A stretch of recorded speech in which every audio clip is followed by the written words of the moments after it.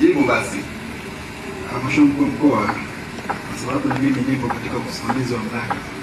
Kama kushindwa kusimamia, kashindwa peke yake ama na wewe ulishindwa? Kwa maana hiyo na mimi nilishindwa.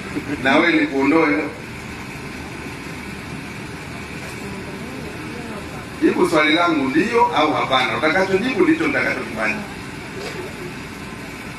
Kama yule kaondolewa kwa sababu kashindwa kusimamia mradi, lakini yeye majukumu yake ya msingi ni kusimamia shule yake kama mwalimu mkuu. Hapa na wasaidieni nyie watu wa halmashauri, kwa sababu sio kazi yake. Hii ni kazi ya mkuu wa shule. Haya, nimeletewa changamoto. Moja kati ya changamoto, nyie mmeshindwa kununua vitu kwa wakati. Aliyeshindwa kununua vitu kwa wakati ni mwalimu ama PMU? Haya, mmesema changamoto nyingine, majengo haya litakuwa yageukie huko, mwisho mkaona kuna makaburi, kwa hiyo mkaamua kuyageuzia huko.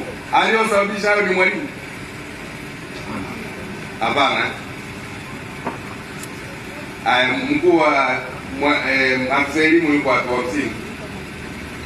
Haya, nataka niambie kutoka moyoni kwako, yule mwalimu uwezo wa kusimamia shule anao au hana? Achana na swala la mradi. Uwezo wa kusimamia shule mwalimu anao. Anao. Shule gani iko wazi inahitaji mwalimu mkuu? Kwa sasa shule karibu zote zimejaa mkuu, zina walimu wakuu, lakini kila atalifanyia kazi, aliwasilisha kwa bosi wangu. Mwalimu ameondolewa madaraka yake. Wewe kwa maoni yako ametendewa haki? Hapana. Kwa nini hakutendewa haki? Hakutendewa haki, nachotaka kuzungumza ni kwamba alijaribu kusimamia utekelezaji wa mradi kutokana na uwezo wake alionao, kwa sababu sio kitu ambacho yeye anakuwa ana uzoefu nacho kwenye mradi. Sasa wewe mtendaji wa kijiji, kwa nini hukumsaidia mwalimu atimize majukumu yake? Kuagiza mbao, wewe unashindwa kumwambia mwalimu tuagize mbao?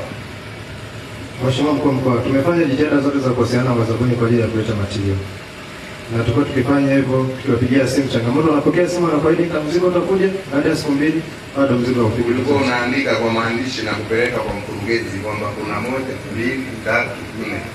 No, hatukuandika kwa maandishi. Kwa leo tutakusikiliza wewe au tunataka tusome maandishi ya ushauri wako kwa mkurugenzi? Mimi nimekuja hapa kuwaambia nyinyi wote mlioko hapa. Hapa nimesikia mkisema mwezi wa 4 shule ikamilike.